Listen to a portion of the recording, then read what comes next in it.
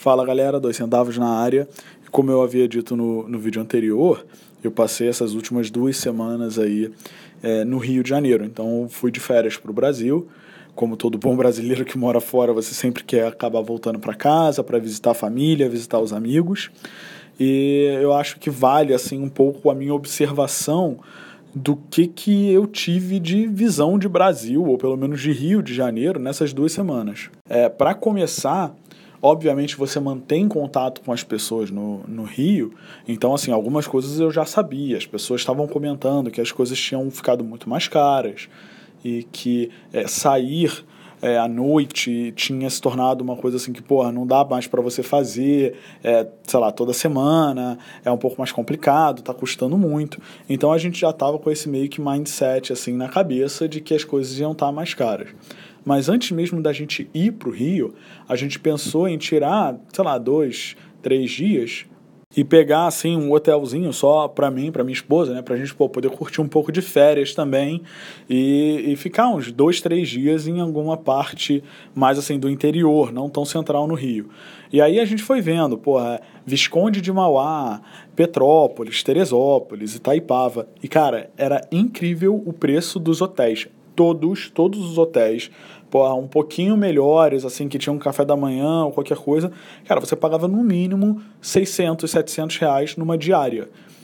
O preço, assim, a gente chegou a ver um que era mais de R$1.000 a diária, sabe? Isso a gente vendo daqui.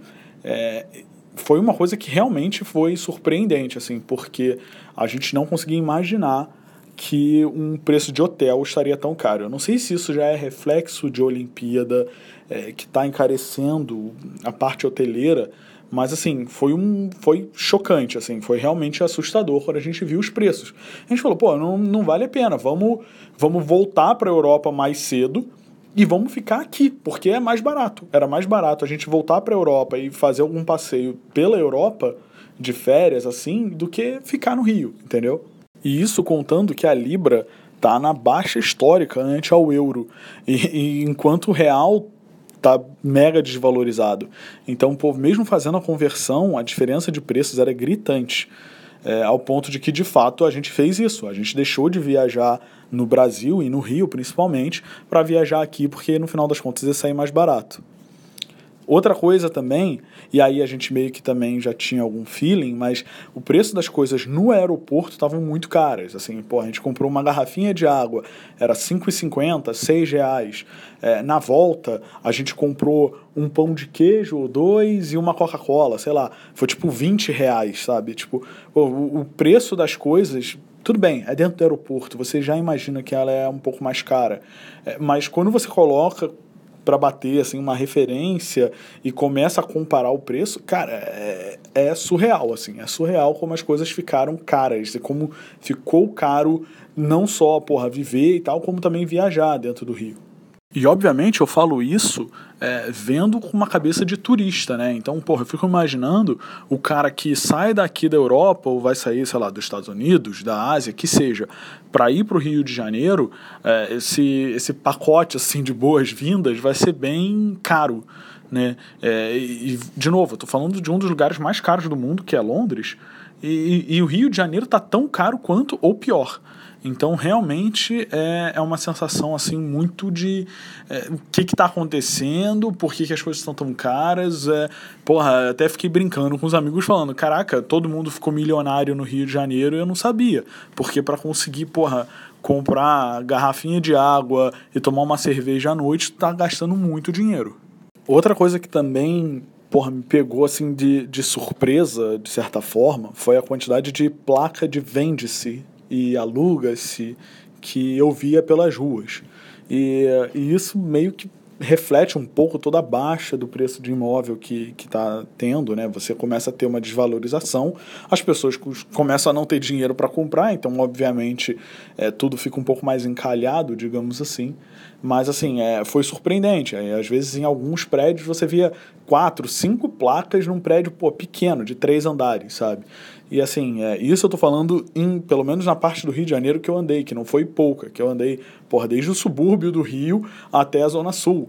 Então, no todo, você vê, cara, que é uma coisa que é muito mais abrangente do que propriamente dito só uma crise pontual ou qualquer coisa assim. De fato, as pessoas estão perdendo sim poder de compra, estão perdendo sim poder dos seus ativos, e isso está começando a ser muito fortemente refletido. Isso vai ter alguma solução? Provavelmente cedo ou tarde o mercado vai voltar a crescer, mas isso só vai acontecer quando esse momento todo de crise parar. E algumas outras questões mais rápidas, assim, a questão do funcionalismo público no Rio, que o pessoal também deixou de receber salário, o governador simplesmente falou que não tem dinheiro para pagar e foda-se, né? É simples assim, olha, não posso pagar, caguei para vocês. Aí depois conseguiu pagar ainda parte das pessoas que estão na ativa e deixou os aposentados sem receber. E agora eu já não sei mais a quantas andam, mas acho que eles estavam para receber nas próximas semanas, aí finalmente. Mas isso provavelmente vai continuar se arrastando.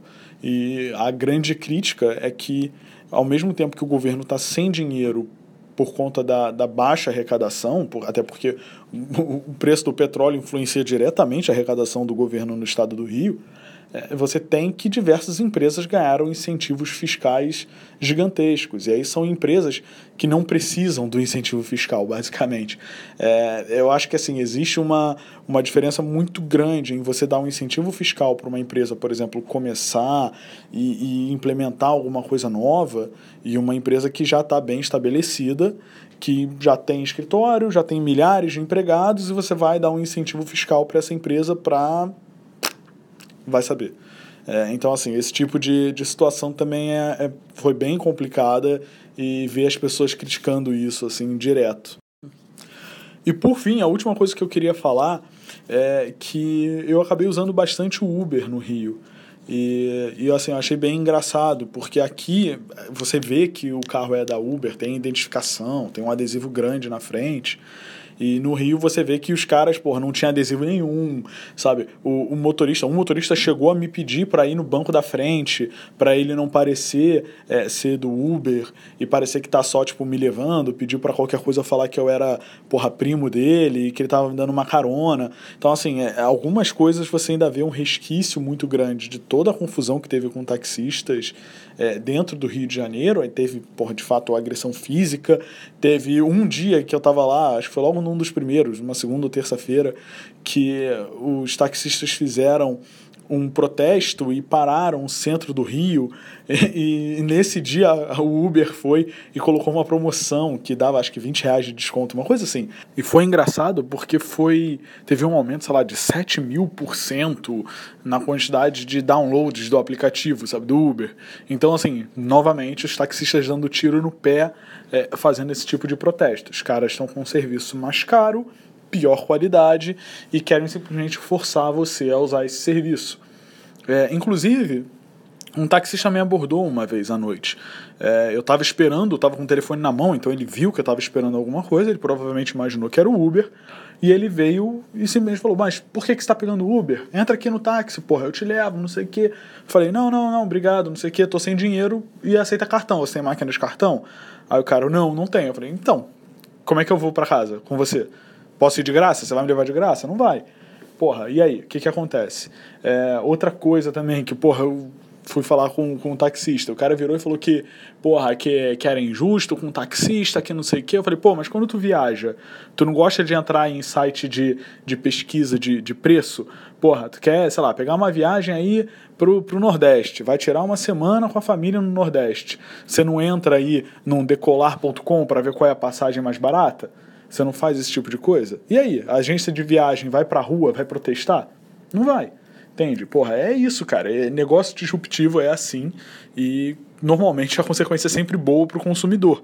Ou, na verdade, você alinha os dois lados. Você tem um consumidor sendo beneficiado e você tem um grupo que está ofertando e que está conseguindo, digamos assim, achar o seu público. Nada mais simples do que isso. Então, pessoal, é isso. Foi aí umas 2 semanas interessantes no Brasil, foram umas 2 semanas interessantes no Rio, apesar de caras, mas valeu a pena para rever o pessoal. Agora, de fato, é complicado voltar para o Brasil, quando as coisas, pelo menos novamente, eu estou aqui bem focado no Rio, mas eram bem mais caras. Assim, uma saída para um jantar ou um chopp com os amigos saía o mesmo preço ou às vezes mais caro do que sair aqui em Londres. Então valeu, galera, falou, um abraço, até a próxima.